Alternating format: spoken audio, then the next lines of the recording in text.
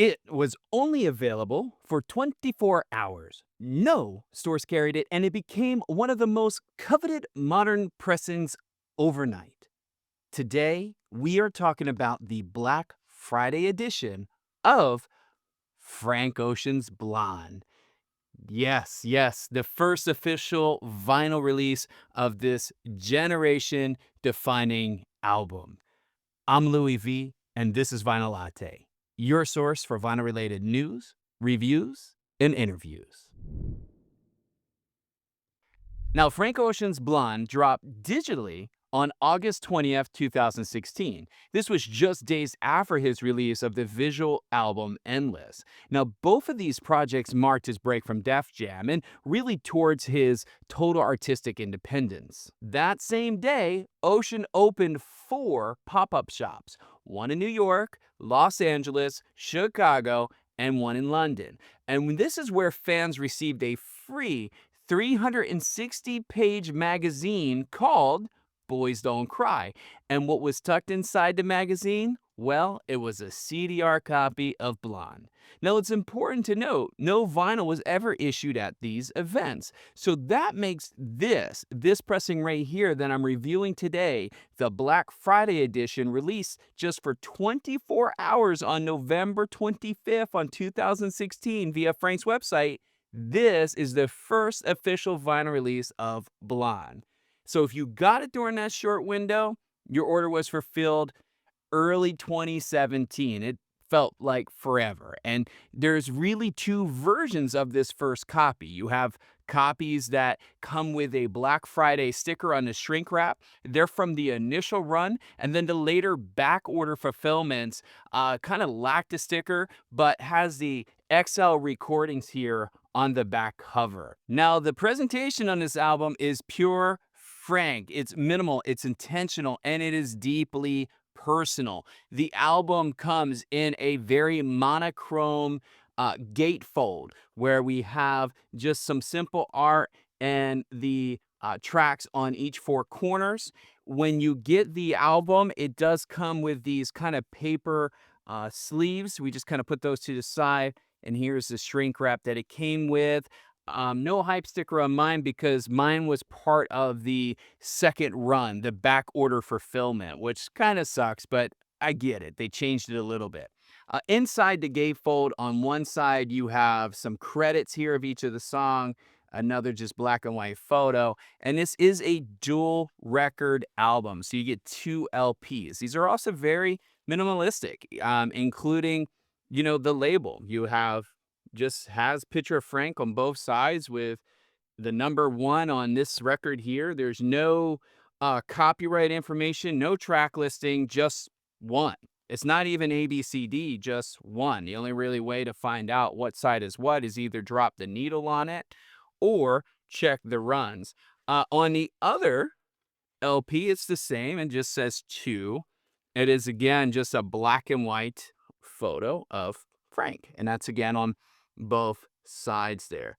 So really, really minimal packaging included here, which, again, I think not only fits the album, but I believe kind of fits Frank's personality. I gotta say, I really love it. So you might be wondering, how does this pressing actually sound? That's a great question. So let's get into the sonics. Before I do, let me just go ahead and share with you what we're listening on, my reference system. It's a Rega P10 with a Hana Umami Blue cartridge that's been calibrated and analyzed by Wham Engineering. We have a Sutherland Dos Locos phono preamp that goes into a Vitus integrated amp that powers KEF Reference 3 Meta speakers that is accompanied by a JL Fathom sub, a 12-inch sub. I mean, I get all the detail out of the grooves. And I gotta say, when I drop the needle on this album, the experience is nuanced and it's an emotionally rich experience. Tracks like Ivy, Self-Control, and White Ferrari present a warm, slightly veiled mid-range that leans more analog than the digital stream. Vocals sit front and center, and while the detail isn't razor sharp, it fits the vulnerable nature of the music. There is some light surface noise between the tracks, but Yeah, and the pressing isn't dead silent, but the moment you drop the needle, all of that goes away, and it's certainly respectable given the boutique nature of this release. The biggest moment for me was Nights. That legendary beat switch midway through just kind of hits with more body and more physicality on vinyl than I would say on the digital version. The bass is thick, it's deep, it's textured, and it's a highlight, I think, on that track and on the album. Overall, I gotta say, guys, this is not an audiophile benchmark by any means, but it is emotionally immersive. This pressing captures the spirit of Blonde in a way that rewards careful listening. And I gotta say, it's a beautiful album from start to end, musically and just in it just engulfs you in sound. From a collector standpoint, this record, man, it is legendary. It's a legendary record. This is like one of those super hard to find, grails. And I actually found my copy at Needle in a Groove in San Jose, California.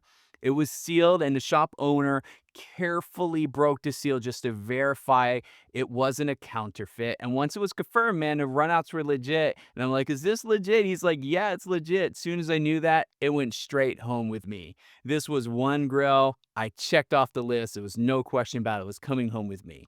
And I got to tell you, this is an expensive record. Sealed copies, especially with a Black Friday hype sticker, generally fetch upwards to $1,000 on Discogs. Even played copies in good condition, whether it's the first run or the second run, are valued in the hundreds. So this is a rare record. It's expensive. But to me, it's a little bit different. It's not just about this being a rare record, it's a cultural marker. It represents Frank Ocean's commitment to controlling his own narrative, delivering his music directly to fans and rejecting the traditional music industry structure. This particular variant was never reissued. This is what you get. So if you have it, you're lucky. Was never made available in stores, and it exists because Frank really just wanted it to. And it makes owning it feel like I'm holding a part of history. And on June 25th of 2025 of this year, depending on when you're watching this video, Frank did reissue the vinyl pressing of Blonde as a 2-record set with a lyric fold out and a poster. It does come with a white gatefold with color print, and it has Blonde spelled out with an E at the end. And I think that's a perfect reissue for Ocean fans that do not have an official pressing in their catalog, but always wanted one. It's an opportunity to get one at a very reasonable rate, and I think you're going to be very happy with the reissue.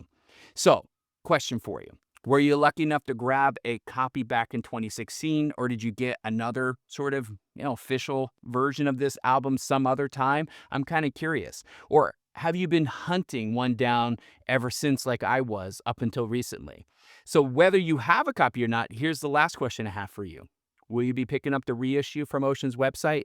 Maybe have a collector's copy and a play copy? I'd love to hear your story. Drop a comment and let's talk about your experience with Blonde. And if you found this review helpful, be sure to hit that like button, subscribe for more honest vinyl content, and tap that bell so you never miss what's next.